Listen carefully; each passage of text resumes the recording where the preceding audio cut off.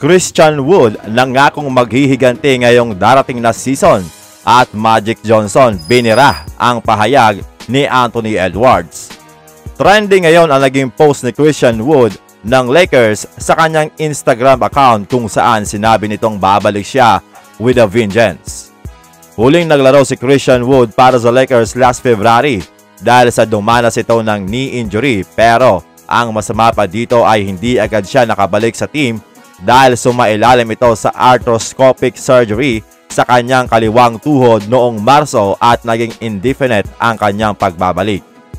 Na-cleared ang kanyang status sa laban nila kontra Denver Nuggets, pero hindi nga natin nakita si Christian Wood na pinaglaro ni Coach Darvin Ham kung saan na-eliminate dito ang Lakers sa loob ng 5 laro.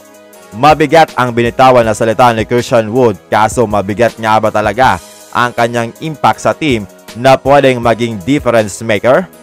Well, depende rin siguro kung magiging healthy siya at magagamit ni Coach JJ Redick ng tama at mapalabas ang kanyang potensyal. Last season ay nag-average lamang siya ng 6.9 points, 5.1 rebounds at 1 assist per game.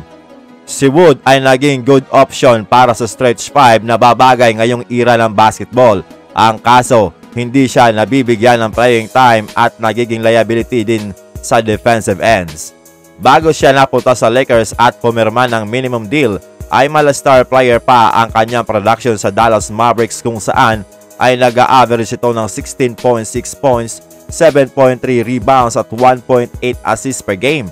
At ang kanyang best season ay sa Houston Rockets last 2020-21 NBA season kung saan nag-average ito ng 21 points at 9.6 rebounds per game. Kung maibabalik niya ang ganitong performance ay talagang malaki ang pagkakataon na maging difference maker siya ng Los Angeles Lakers.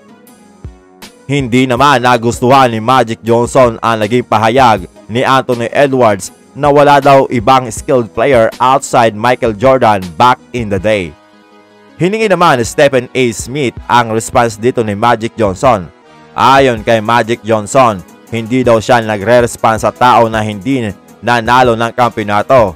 Hindi man lang daw ito nanalo ng kampeonato sa college at hindi niya rin alam kung nanalo ba si Edwards ng kampeonato during his high school days. Well, mauunawaan natin si Magic Johnson kasi during that time ay nanalo ng 5 kampeonato itong si Magic at talagang very skilled player lalo na pagdating sa playmaking. Bagamat naunang pumasok si Magic Johnson sa NBA, pero nagpang-abot pa ang dalawang ito at nagkaroon ng 18-game match-up. Yun nga lang, mas maraming panalo itong si Michael Jordan dahil medyo patapos na rin ang panahon ni Magic Johnson. Sa 18-game match-up na yun mga amigo ay nanalo ng 11 games itong si Michael Jordan at 7 lamang kay Magic.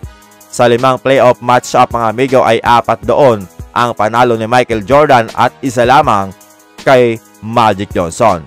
Kaya masasabi natin na nasa era pa din ni Michael Jordan itong si Magic Johnson, kaya mahirap ang sinasabing ito ni Anthony Edwards kung si Magic Johnson ang tatanungin. Pwede rin may indication na kaya nanalo ng 6 na kampeonato si Michael Jordan kasi nga mahina ang kanilang mga kalabang team, hindi kagaya ngayon na halos lahat ng team ay malalakas. Pwedeng may point si Edward kaso mahirap lahatin, may masasagasaan. Yan lamang ang ating NBA updates.